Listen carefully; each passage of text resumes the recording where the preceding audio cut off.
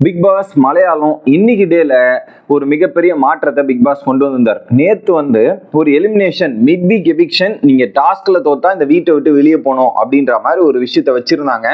இது பிக் பாஸை பொறுத்தவரையும் புதுசு இல்லை. இதே மாதிரி ஒரு செக்மெண்ட்டை பிக் பாஸ் தமிழ்ல கடைசி வாரத்துல பணப்பொட்டியை நீங்க எடுத்துட்டு வரலன்னா வீட்டை விட்டு எலிமினேட் ஆவீங்கன்ற மாதிரி ஜாக்லினோட எலிமினேஷன்லாம் பயங்கரமா இருந்தது. அதே மாதிரிதான் இங்க திட்டமிடல் நடந்து இன்னைக்கு ஒரு மிகப்பெரிய மாற்றத்தை பிக் பாஸ் எடுத்துட்டு வந்துட்டார். என்னன்னா அது பிக் பாஸோட எவிக்ஷன் கிடையாது, சஸ்பென்ஷன். அது 2 நாளா இருக்கலாம், 3 நாளா இருக்கலாம் அப்படின்ற ஒரு மாற்றத்தை எடுத்துட்டு வந்திருக்காங்க. அது ஒரு பக்கம் பார்க்க போறோம். அடுத்து ஜிசேல் வீக்கெண்ட் எபிசோட்ல வார்னிங் வந்தாச்சு மோகன்லால் கிட்ட இருந்து. மறுநாள் பிக் பாஸ் கிட்ட இருந்து வார்னிங் வந்தாச்சு. என்ன சொன்னாலும் நீங்க சொல்றதெல்லாம் நான் கேட்க மாட்டேன், என் பொட்டியை ஊருக்கு அமிச்சாலும் சரி, என்ன ஊருக்கு அனுப்பாத வரையும் நான் அந்த ரூல் பிரேக் பண்ணிக்கிட்டே இருப்பேன்ற மாதிரி தொடர்ந்து ரூல்களை மீறி கொண்டே இருக்கிறார் ஜிசேல் அவர்கள். இது ஒரு பக்கம் நடக்குது. அதை தாண்டி அந்த கிச்சன் டீம்ல இருக்கிற பிரச்சனை இருக்கு. கேப்டன் நீ பேசக்கூடாது, கிச்சன் டீமோட பிரச்சனையை நாங்களே சால்வ் பண்ணிக்கிறோம், நீ ஏன் குறுக்குல வர அப்படின்ற மாதிரி நிறைய விஷயங்களும் நடந்தது. ஃபைனலி அந்த சஸ்பென்ஷனுக்கான ஒரு டாஸ்க்குமே முடிஞ்சிருக்கு. அதுல யாரு என்ன பாயிண்ட் எடுத்திருக்காங்கன்றத மொத்தமே டீடைலா பாத்திரலாம். வணக்கம் மக்களே, நேஷனல் வாட்ச்ல இருந்து உங்கள் மணிவண்ணன். சேனலுக்கு புதுசா இருந்தீங்கன்னா சப்ஸ்கிரைப் பண்ணிருங்க. வீடியோவை பார்க்குற அனைத்து நபர்களும் மறக்காம லைக் போடுங்க. நீங்க போடுற ஒவ்வொரு லைக்குமே எனக்கு ரொம்ப ரொம்ப யூஸ்ஃபுல்லா இருக்கும். நிறைய பேருக்கு வீடியோ போய் சேர்றதுக்கும் யூஸ்ஃபுல்லா இருக்கும். அதுல குறிப்பா அந்த கமெண்ட் செக்ஷன் கீழே இருக்குல்ல, அந்த கமெண்ட் செக்ஷன் நீங்க வீடியோ பார்க்கும்போது கமெண்ட்ல பாத்தீங்கன்னா ஐப் த வீடியோ அப்படின்ற ஒரு சென்டென்ஸ் வரும். 360 பாயிண்ட் 720 பாயிண்ட். அந்த பாயிண்ட்லாம் உங்களுக்கு ஒண்ணுமே வராது. நீங்க அதை கிளிக் பண்ணி அதை நீங்க கொடுத்தீங்கன்னா என் வீடியோவை நீங்க ப்ரொமோட் பண்ற மாதிரி இருக்கும். அதையும் கொஞ்சம் பண்ணிருங்க. கேள்விகளோ கருத்துக்கள் முரண்பாடு இருந்தாலும் மறக்காம கமெண்ட் செக்ஷன்ல போட்டுருங்க. இப்ப கண்டென்ட்டுக்குள்ள போயிடலாம்.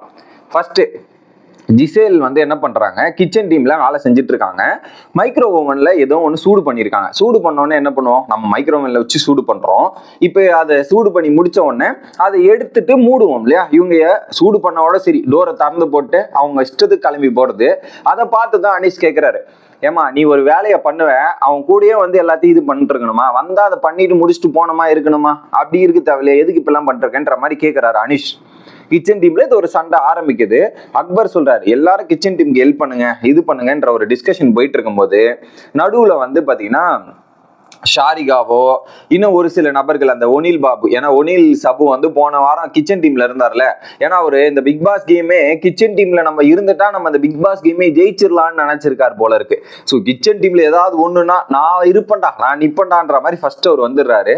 அங்க இதெல்லாம் கேட்டுட்டு இருக்கும்போது அனீஷ் இது எங்க டீமோட பிரச்சனை, கிச்சன் டீமோட பிரச்சனை, நாங்க டிஸ்கஸ் பண்ணிக்கிறோம், நீங்க ஏன் குறுக்குல வரீங்க, என்ன வேணாலும் பண்ணுவோம், எங்க அடிச்சுப்போம் மாண்டுப்போம், அது எங்க டீமோட பிரச்சனை, நீங்க எல்லாம் நடுவுல தாண்டவும் நடனம் எல்லாம் ஆடாதீங்க ஷாரிகா மற்றும் இவங்க 2 பேரும்ன்றாங்க. இதுக்கு நடுவில் அவங்க 2 பேரும் டான்ஸ் எல்லாம் வேற ஆடி வெறுப்பேத்திட்டு இருந்தாங்க. பட் இதுல என்னன்னா கரெக்ட், இவர் சொல்ற பாயிண்ட் என்னன்னா ஓகே, ஆனா நீங்க எல்லாரும் முன்னாடியும் சத்தமா இந்த மாதிரி பண்றாங்கன்னு நீங்க சொல்லிட்டதுக்கு அப்புறம் எல்லாரும் கேட்க தான் செய்வாங்க. அனீஷ் அவர்களே, உங்க டீமோட பிரச்சனை நீங்க ஒட்டுமொத்தமா பேசி ஒத்துமையா இருந்து சால்வ் பண்ணா ஓகே. ஆனா நீங்க ஒத்துமையே இல்லாம நீங்க பேசுறீங்கன்னா அதை எல்லாரும் கேட்கத்தான் செய்வாங்க, அது கேள்விகள் வரத்தான் செய்யும் அப்படின்றதுல எந்த விதமான மாற்று கருத்துமே இல்லை. ஓகே, இது ஒரு பக்கம் நடக்குது. உடனே என்ன பண்றாரு, கேப்டன் ஷானவாஸ் வராரு. பேச அந்த சம்பவமே தெரியாம, அவர் என்ன விஷயமே தெரியாம நீ பேசாத, இவனை யார் பேச சொன்னா அப்படின்ற மாதிரி அனீஷ் கேப்டனுக்கே நோஸ் கட்டு கொடுக்குறாராம். நீ ஏன் பேசுற, யார் அது பண்ணான்னு தெரியுமா, யாருன்னு சொல்லு பார்ப்போம் அப்படின்ற மாதிரி கேட்கிறாரு. அவர் கேப்டனுக்கு தெரியலப்பா, நீங்க சொல்லிதான் அவருக்கு புரிய வைக்கணும். கேப்டன் என்ன பண்ணுவாரு, 2 பேர் சண்டை போட்டு இருக்கீங்க, அந்த சண்டையை தடுத்து நிறுத்தலாம் அப்படின்றதுக்காக தானே வருவாரு, அதை நாங்க பாத்துக்கிறோம்ன்ற மாதிரி கேப்டன் கிட்ட கூட நீ கேட்க கூடாது, கேப்டன் நீங்க ஏன் வரீங்கன்ற மாதிரி கேட்கிறாரு. கேப்டனுக்கு அந்த வீட்டுல எல்லா உரிமைகளும் இருக்கு, அதுல என்ன பிரச்சனை ஏதுன்றது சால்வ் பண்றது ஃபர்ஸ்ட் கேப்டன் கிட்ட தான் போகும். சோ அது கேப்டன் கிட்டயே சொல்ல முடியாதுன்றது ரொம்ப கொஞ்சம் இதுவா இருந்துச்சு எனக்கு, அது சொல்லியிருக்க தேவையில்லை. ஓகே, இதுக்கு நடுவுல பின்னி விசஸ் அனீஷ் இவங்க 2 பேருக்குமே ஏதோ ஒரு ஃபுட்ல ஏதோ ஒரு கிளாஷ் நடந்து அது ஒரு பெரிய ப்ராப்ளமா மாறி வேற மாதிரி போயிடுச்சு. அக்பர் இன்னொருத்தர் யார் ஆப்போசிட்ல, ஷானவாஸ் மற்றும் ஒனில் சபு, இவங்க 3 பேர் மாத்தி மாத்தி பேசிட்டு இருக்கும்போது தெரிவாக்குகள், ஐ மீன் கெட்ட வார்த்தைகள் பயன்படுத்திட்டு இருக்காரு போல. அக்பர் ஒரு பாயிண்ட்டுக்கு மேல அந்த கெட்ட வார்த்தைகள் பயன்படுத்தி இருக்காரு. அது பயன்படுத்தின உடனே வெளிச்சிட்டான் பிக் பாஸ், இதுக்கு நீங்க பனிஷ்மெண்ட் கொடுத்தே ஆகணும், இதுக்கு ஏதாவது நீங்க ஒரு இது பண்ணணும்ன்ற மாதிரி 2 பேருமே கேமரா முன்னாடி போய் சொல்றாங்க. ஐ மீன் தப்பு தான், என்னதான் ஒரு வாக்குவாதம் சண்டைகள்லாம் இருந்தாலுமே உங்களோட நாவடக்கம் அப்படின்றது ரொம்ப ரொம்ப குரூஷியலா இருக்கு. அதுவும் குறிப்பா பிக் பாஸ் வீட்லன்றது இத்தனை பேர் பாக்குற ஷோன்னும் போது அதை கொஞ்சம் நம்ம மாத்தி தான் தான் இருந்திருக்கணும். அவர் அது என்ன வார்த்தைன்னு நமக்கு மீனிங் தெரியல, பட் அப்படி ஒரு வார்த்தையை பேசியிருக்காருன்றது தவறு தானே. அந்த தவறை அங்க சொல்லிட்டாங்க. பார்க்கலாம் வீக்கெண்ட் எபிசோட்ல. ஏற்கனவே இந்த மாதிரி பிக் பாஸ் சீசன் 6 எல்லாம் நடந்திருக்கு.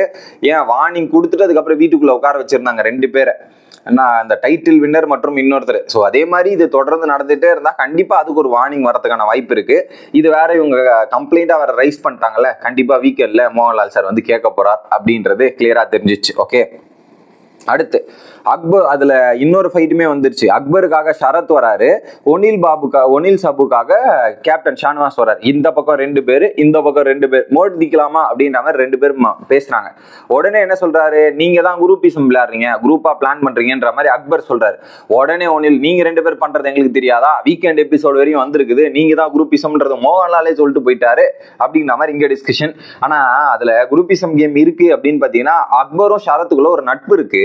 அந்த நட்புல டிஸ்கஷன் பண்ணி கேமை பிளான் பண்றாங்கன்றது வெளிப்படையா தெரியுது. தெரியாமலாம் இல்ல, வெளிப்படையா தெரியுது. ஏன் வெளியே அந்த சண்டை முடிச்சுட்டு வந்து டிஸ்கஷன் பண்ணும்போது கூட அவங்க தெளிவா நோட் பண்றாங்க. இதுலயே அபிலாஷ் எப்பவுமே ரியாக்ட் பண்ணிட்டே இருப்பான், கத்திக்கிட்டே இருப்பான். இந்த இடத்துல பையன் சைலண்டா மெயின்டைன் பண்றது பார்த்தா ஏதோ ஒண்ணு இருக்குதே அப்படின்ற மாதிரி டிஸ்கஷன் போகுது. அப்பயே தெரியலையா உங்களுக்கு சப்போர்ட்டா யார் யார் வரணும் நீங்க எதிர்பார்த்திருக்கீங்க, அந்த சப்போர்ட் வரலன்னும் போது இந்த மாதிரி டிஸ்கஷன் வெளியே போயிட்டு இருக்கு அப்படின்றது. கண்டிப்பா குரூப்பிசம் அக்பர் மற்றும் ஷரத்துக்கு இடையே இருக்கிறது, அது ஒரு நட்பாக இருக்கிறது. அந்த நட்பை யூஸ் பண்ணி கேமாவும் பயன்படுத்துறாங்க அப்படின்றது வட்ட வெளிச்சமா தெரியுது மக்களே. அடுத்து பிக் பாஸ் வந்து ஒரு கேம் வைக்கிறார். என்னன்னா பிக் பாஸ் சஸ்பென்ஷன், ஐ மீன் பிக் பாஸோட எவிக்ஷனை வந்து பிக் பாஸோட சஸ்பென்ஷன் அப்படின்றத மாத்துறாரு. இந்த சஸ்பென்ஷன் பீரியட் என்ன ஆகணும், இப்போ ஒரு டாஸ்க் இருக்கு இல்லையா, அந்த 6 பேர்ல 2 பேர் அந்த டாஸ்க்ல இருந்து சாக்ரிஃபைஸ் பண்ணணும். தற்காலிகமா அவங்க வந்து சாக்ரிஃபைஸ் பண்ணணும். அவங்க சாக்ரிஃபைஸ் பண்ணா என்ன பண்ணுவாங்கன்னா அவங்களுக்கு ஒரு 500 பாயிண்ட் இருக்குல்ல, அந்த 500 பாயிண்ட் மற்ற டீம்மேட்டுக்கு போயிடும். அந்த 4 பேர் இருக்கிற டீம்மேட்டுக்கு போயிடும். இவங்க 2 பேரும் என்ன பண்ணுவாங்க, அப்படியே வெளியே பிக் பாஸ் வீட்டை விட்டு புறத்தாக்கி, ஐ மீன் வெளியே ஏற்றி டெட் ஜோன் அப்படின்ற ஒரு ஜோன்ல உட்கார வச்சிருவாங்க. அங்க டிவி கிடையாது, டிவியில நோ கேமரா, நோ சவுண்ட், இது எதுவுமே இல்லாம அந்த ஒரு குறிப்பிட்ட ஏரியால அவங்களை வச்சிருப்போம் அப்படின்றத சொல்றாங்க. அது எத்தனை நாள் வச்சிருப்பாங்க என்ன கணக்குன்னு எனக்கு தெரியல. ஆனா அவங்க பிக் பாஸ் வீட்டை விட்டு வெளியே போக மாட்டாங்க. இப்ப நார்மலா என்ன பண்ணுவாங்க, சஸ்பென்ஷன் பீரியட் நம்ம ஒரு வேலைக்கே போனாலுமே ஏதாவது ஒரு பிளாக் மார்க்கோ ஏதாவது ஒரு விஷயம் இருந்தா ஒரு 5 நாள் சஸ்பென்ஷன், 1 வாரம் சஸ்பென்ஷன் அப்படின்னு கொடுத்துட்டு அந்த 1 வாரம் முடிஞ்சதுக்கு அப்புறம் நீங்க திரும்ப வீட்டுக்குள்ள வந்து போயிருவீங்க ஆபீஸ்.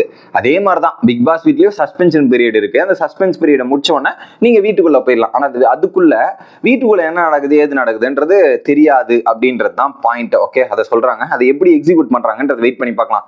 சோ அந்த 2 பேர் யார் சாக்ரிஃபைஸ் பண்ண போறாங்க, அதன் மூலியமா அந்த 1000 பாயிண்ட் யாருக்கு அந்த டீம்மேட்டுக்கு போதா இல்லையா அப்படின்றது தான் டாஸ்க். இதுல 6 பேர் இருக்காங்கல்ல, இந்த 6 பேருமே அவங்களுக்காக விளையாடுற 2 பேரை செலக்ட் பண்ணும். அந்த வீட்டுக்கு வெளில போனோம்னு 6 பேர் நாமினேஷன்ல இருக்காங்களே மிட் வீக் சஸ்பென்ஷன் பீரியட்ல, மிச்ச ஹவுஸ் மேட்ஸ் வீட்டுக்குள்ள இருக்கவங்கள எனக்காக இவன் கேம் விளையாடுவான்ப்பா, எனக்காக அவன் உசிரியே கொடுப்பான்ப்பா, அந்த 2 பேரை செலக்ட் பண்ணுங்க அப்படின்ற ஒரு ஆப்ஷன் கொடுத்துருந்தாங்க. அதுல ரேணு ஃபாத்திமா வந்து பாத்தீங்கன்னா ஜிசேல் மற்றும் ஆரியன் இவங்க 2 பேரை செலக்ட் பண்ணிட்டாங்க. ஒனில் வந்து ஷானவாஸ் மற்றும் அக்பர் 2 பேருமே ஒரு பிசிக்கல் நல்ல வெயிட்டான ஆளை பிடிச்சிட்டா நல்லா இருக்கும்னு செலக்ட் பண்ணிட்டாரு. ஷாரிகா வந்து நோரா மற்றும் பின்னி. அனிஷ் வந்து பாத்தீங்கன்னா ஷரத் மற்றும் அனுமோல், ஷாரிகா கேபி அந்த 2 ஷாரிகா இருக்காங்களே, அபி மற்றும் நெபீன், ரேணு சுதி வந்து பாத்தீங்கன்னா சைத்யா பின்சி. இதுதான் டீம், இவங்க 3 பேர், இந்த 6 பேரோட டீம். இதுல டாஸ்க் என்ன அப்படின்றது பாத்தீங்கன்னா சேரில் இருக்குல்ல, அந்த சேரில் வந்து கோல்டன் காயினை ஒளிச்சு வச்சிருக்காங்க. அந்த கோல்டன் காயினை போய் யார் அதிகமா தேடி கண்டுபிடிக்கிறாங்களோ அந்த பேசிஸ்ல ஒரு பாயிண்ட் சிஸ்டம் நடக்கும். ஓகே, இதுல ஃபர்ஸ்ட் வந்து ஒரு 3 லேயரா வச்சிருக்காங்க. ஃபர்ஸ்ட் லேயர்ல வந்து கலர் தண்ணியில வந்து பாத்தீங்கன்னா சாவி, ஒரு பூட்டோட சாவிகள் ஒரு 5-6 சாவிகள் அந்த கலர் தண்ணியில போட்டிருக்காங்க ஃபர்ஸ்ட் லேயர்ல. இதுல ஒரு டீம்ல 3 பேர் இருக்காங்களா, ஒரு ஆள் அந்த சாவியை தேடி கண்டுபிடிக்கிற ஒரு ஆள் இங்க இருப்பார். 2வது இடத்துல வந்து அந்த பூட்டு, இந்த சாவிக்கான பூட்டு இருக்குல்ல, அந்த சாவியை எடுத்து பூட்டு திறக்கணும். அந்த பூட்டுக்குள்ள என்னன்னா அந்த மண்ணுக்குள்ள அந்த சேத்துக்குள்ள போயிட்டு இருக்கும்போது அந்த சேத்துக்குள்ள அந்த ப்ரொடக்ஷன் கையில கால்ல எல்லாம் போடுற அந்த ப்ரொடக்ஷன் ஐட்டம்ஸ் எல்லாம் இருக்கு. ஸோ இந்த சாவியை எடுக்கணும், பக்கத்துல இருக்கிற பூட்டை திறக்கணும், திறந்த இந்த ப்ரொடக்ஷன் ஐட்டத்தை எடுத்து இங்க பூட்டு பக்கத்துல இருக்கிற நபர் போட்டு அந்த காயின் எல்லாம் போய் தேடணும். இதுல யார் அந்த குறிப்பிட்ட டைம்ல யார் அதிகமான காயின் தேடுறாங்களோ அவங்க தான் இந்த டாஸ்கோட வின்னர் அப்படின்றது தான். இதுல வந்து அனீஷுக்கு பாவம் தொடர்ந்து அந்த பூட்டை திறக்கிறதுலேயே ரொம்ப லேட் ஆனது அனீஷ் தான். இந்த டாஸ்கை பொறுத்தவரையும் அதிகமான பாயிண்ட் எடுத்தது யாருன்னா கிட்டத்தட்ட ரேணு, ஃபாத்திமா, ஜிசேல் மற்றும் ஆரியன் 15 காயினை கண்டுபிடிச்சிருக்காங்க.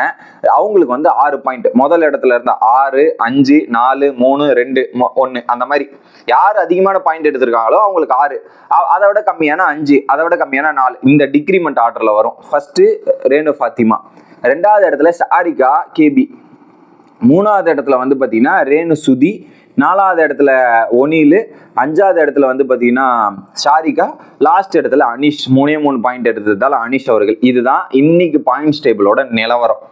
அடுத்து ஜிசில் வந்து என்ன பண்ணியிருக்காங்க, பிக் பாஸ் ஒரு ட்ரெஸ் கொடுக்குறாரு. அந்த ட்ரெஸ் அவங்களுக்கு பயன்படுத்த விருப்பம் இல்லாம வேற ஒரு ட்ரெஸ் எடுத்து பயன்படுத்துறாங்க. அங்க ஒரு வாக்குவாதமா வருது பிக் பாஸ் கிட்ட. ஐ மீன் இதை வந்து கண்டுபிடிச்சிட்டாங்க அனுமால். இதை நான் கண்டிப்பா கேட்க போறேன் பிக் பாஸ் கிட்ட. இது ரொம்ப தவறான செயல்ன்ற மாதிரி சொல்றாங்க. ஆமாங்க, இந்த வீட்டுக்குள்ள எல்லா 19 பேரும் ஒரு ரூலை ஃபாலோ பண்ணும்போது அதுல இருக்கிற ஒரு நபர் ரூலை ஃபாலோ பண்ணலன்னா எப்படி? கிட்டத்தட்ட அந்த ட்ரெஸ் பேசிஸ்ல ரூல் பிரேக் அதிகமான பண்ண நபர் யாருன்னா ஜிசேல் தான். அது வீக்கெண்ட் எபிசோட்ல இருந்து தொடர்ந்து நடந்துகிட்டே இருக்கு. அதுக்கு ஒரு எண்டு கார்டே இல்லை. ஓகே, அந்த மாதிரி தான் பண்ணிட்டு இருக்காங்க.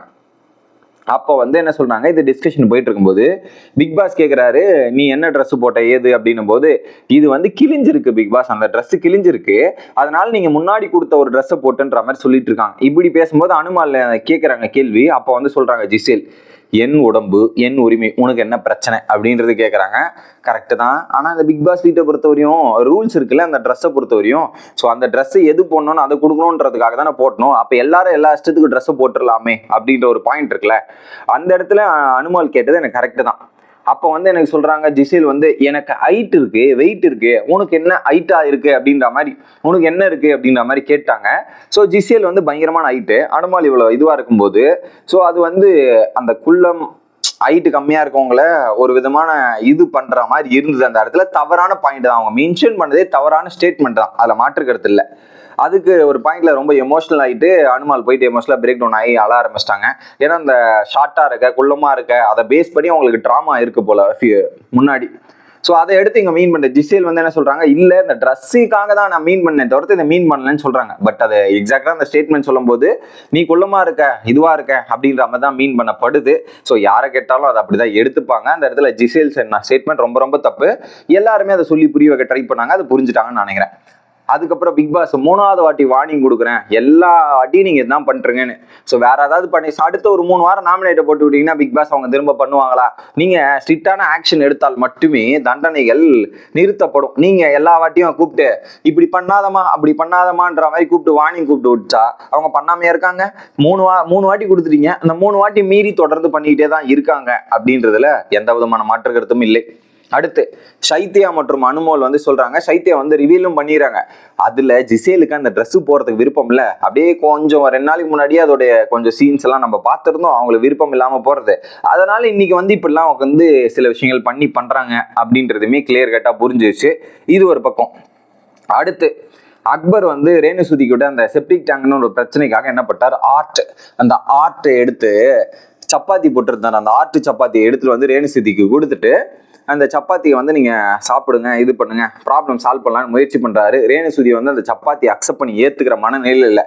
ஏத்துக்கிறேன்ற பேர்ல என்ன பண்ணிட்டாங்க, அந்த சப்பாத்தியை பிச்சு அந்த ஆர்ட் சப்பாத்தியை பிரிச்சு எல்லாருக்கிட்டையும் கொடுத்துட்டு கடைசி பீஸை எடுத்துட்டு உடனே நூறா கேட்கறாங்க, நீங்க அக்செப்ட் பண்ணிட்டீங்களேன்னு. நான் அக்செப்ட் பண்ணல, கடைசி சப்பாத்தியா தான் நான் எடுத்தேன், அதை அக்செப்ட் பண்ணல, எனக்கு ஒன்றும் கோவம் இருக்குன்ற மாதிரி சொல்லி முடிக்கிறாங்க.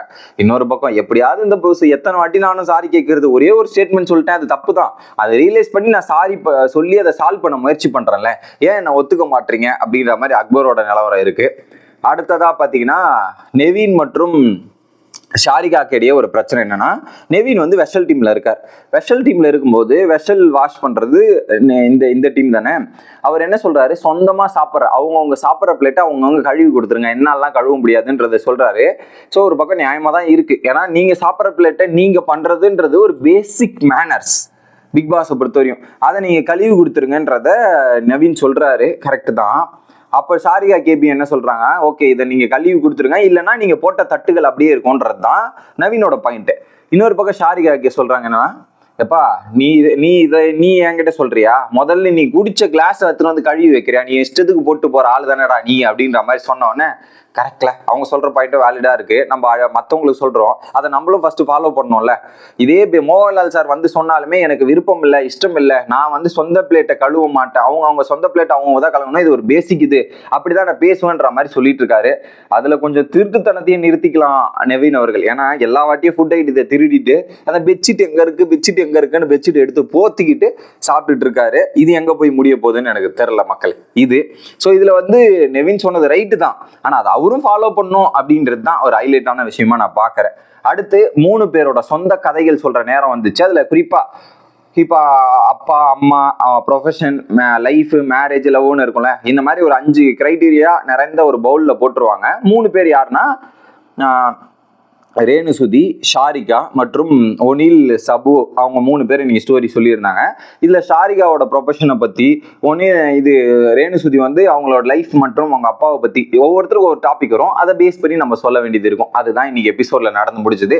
நீங்க என்ன நினைக்கிறீங்க அப்படின்றத கமெண்ட் செக்ஷன்ல ட்ராப் பண்றேங்க. மறக்காம வீடியோவை ஹைப் பண்ணி விட்டுருங்க மக்களே. Bye guys.